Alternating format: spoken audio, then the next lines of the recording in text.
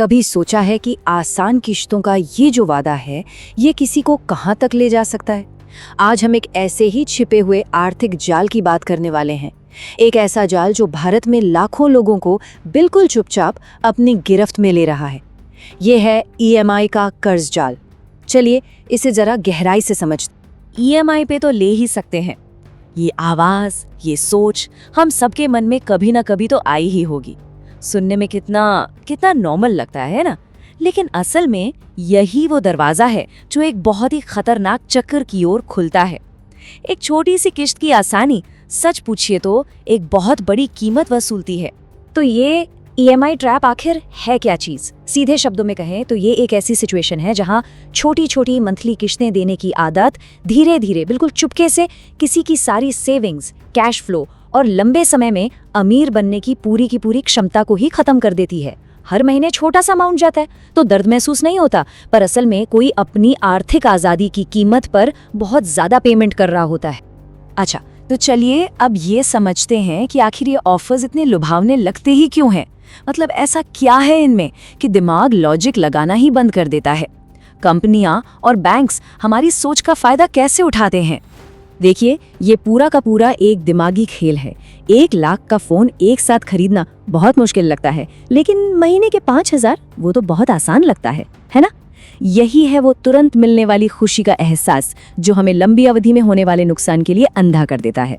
और ये जो जीरो कॉस्ट ईएमआई का ढिंढोरा पीटा जाता है, अरे वो तो अक्सर एक छलावा होता है। उसकी असली लागत प्रोसेसिंग फीस और खोए हुए डिस्काउंट्स में छिपी होती है। और हाँ, ये कोई छोटी मोटी बात नहीं है। जरा इन आंकड़ों पर नजर डालिए। भारत में पर्सनल लोन का बोझ आसमान छू रहा है। 2021 में जो कर्ज 30.1 लाख करोड़ था, वो 2025 तक लगभग दुगना यानी 59.5 लाख करोड़ तक पहुंचने का अनुमान है। अब ये सिर्फ एक व्यक्तिगत समस्या नहीं रही, ये एक राष्ट्रीय संकट बनता जा रहा है। तो अब जब हम ये समझ गए हैं कि ये ईएमआई इतनी आकर्षक क्यों है, तो चलिए अब आगे बढ़ते हैं। देखते हैं कि ये आसान सा दिखने वाला टूल आखिर कैसे एक खतरनाक जाल में बदल जाता है। ये सब एक एक करके होता है। कहानी शुरू होती है एक जरूरी चीज को ईएमआई पर लेने से, फिर सैलरी कम पड़ने लगती है तो रोज के खर्चों के लिए क्रेडिट कार्ड का इस्तेमाल शुरू हो जाता है। फिर अचानक कोई इमरजेंसी आ जाती है और एक और लोन लेना पड़ जाता है, और देखते ही देखते कोई एक कर्ज को चुकाने के लिए दूसरा कर्ज ले रहा होता है। ये एक स्नोबॉल की तरह है जो बढ़ता ही जाता है। ये स्लाइड दिखाती है कि ये जाल असल में दिखता कैसा है। सोचिए, किसी के महीने की सैलरी है 50,000 रुपए, लेकिन फोन, बाइक, क्रेडिट कार्ड और पर्सनल लोन, इन सब की ईएमआई मिलाकर ही 23,000 रुपए हो जाती है। इसका मतलब महीना शुरू होने से पहले ही लगभग आधी सैलरी तो जा चुकी है। हाथ में बचा क्या? तो यहाँ पर एक सीधा सा नियम है जिसे गांठ बांध लेना चाहिए। अगर सारी ईएमआई मिलाकर किसी की मंथली इनकम के 30 से 35% से ज्यादा हो रही है, तो समझ लीजिए कि खतरे की घंटी बज चुकी है। ये एक बहुत बड़ी चेतावनी है जिसे बिल्कुल भी नजरअंदाज नहीं करना चाहिए। कर्ज की असली कीमत सिर्फ पैसों में नहीं चुकाई जाती, ये किसी के मानसिक सुकून, रिश्तों और भविष्य की कीमत पर आती है। इस बात को जरा गहराई से समझिए। जब कमाई का एक बड़ा हिस्सा सिर्फ ईएमआई चुकाने में जा रहा हो, तो इंसान अपने लिए नहीं बल्कि बैंकों के लिए काम कर रहा होता है। नौकरी वेल्थ बनाने का जरिया नहीं रहती, बल्कि कर्ज चुकाने का एक साधन बनकर रह जाती है। और यहाँ सबसे बड़ा नुकसान होता है अपॉर्चुनिटी का। सोचकर देखिए, हर महीने 10,000 रुपए की ईएमआई 20 साल तक भरने पर क्या मिलता है? एक पुरानी कबाड़ हो चुकी चीज। लेकिन अगर वही 10,000 रुपए हर महीने इन्वेस्ट किए होते, तो कोई 1 करोड़ से ज्यादा का मालिक बन सकता था। ईएमआई किसी की संपत्ति बनाने की क्षमता को सीधे सीधे शून्य कर देती है।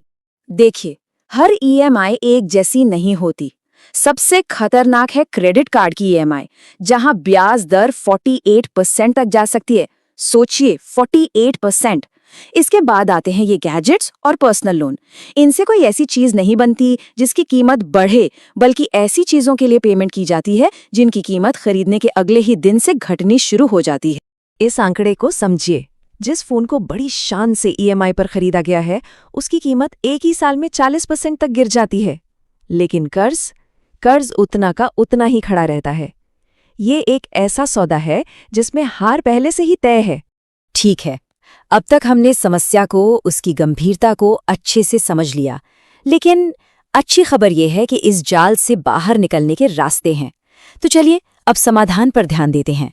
वित्तीय आज़ादी इन 3 मजबूत पिलर्स पर टिकी है। पहला, कुल ईएमआई हमेशा इनकम के 30% से नीचे रखें। दूसरा, फोन, टीवी, लैपटॉप जैसी चीजें जिनकी कीमत वक्त के साथ घटती है, उन्हें हमेशा नकद में खरीदें। और तीसरा, सबसे जरूरी, कोई भी बड़ी खरीदारी करने से पहले कम से कम 6 महीने के खर्चों के बराबर का एक इमरजेंसी फंड जरूर बनाएं। ये एक सेफ्टी नेट है। और अगर कोई पहले से ही कर्ज में फंसा हुआ है तो उसे चुकाने की ये रणनीति अपनानी चाहिए। हमेशा सबसे ज्यादा ब्याज वाले कर्ज पर सबसे पहले हमला करें। इसका मतलब है सबसे पहले क्रेडिट कार्ड का कर्ज खत्म करें, फिर पर्सनल लोन और उसके बाद बाकी। ऐसा करने से ब्याज पर लगने वाले हजारों लाखों रुपए बचेंगे और कोई जल्दी कर्ज मुक्त हो सकेगा। और अंत में, अगली बार जब भी कोई कुछ ईएमआई पर लेने की सोचे तो साइन करने से ठीक पहले बस एक पल रुककर खुद से ये सवाल पूछें, क्या ये खरीद मुझे 5 साल में अमीर बनाएगी या गरीब? अगर जवाब गरीब है तो उस खरीदारी से दूर रहें। याद रखिए, किसी की वित्तीय स्वतंत्रता किसी और के नहीं बल्कि उसके अपने फैसलों के हाथ में है।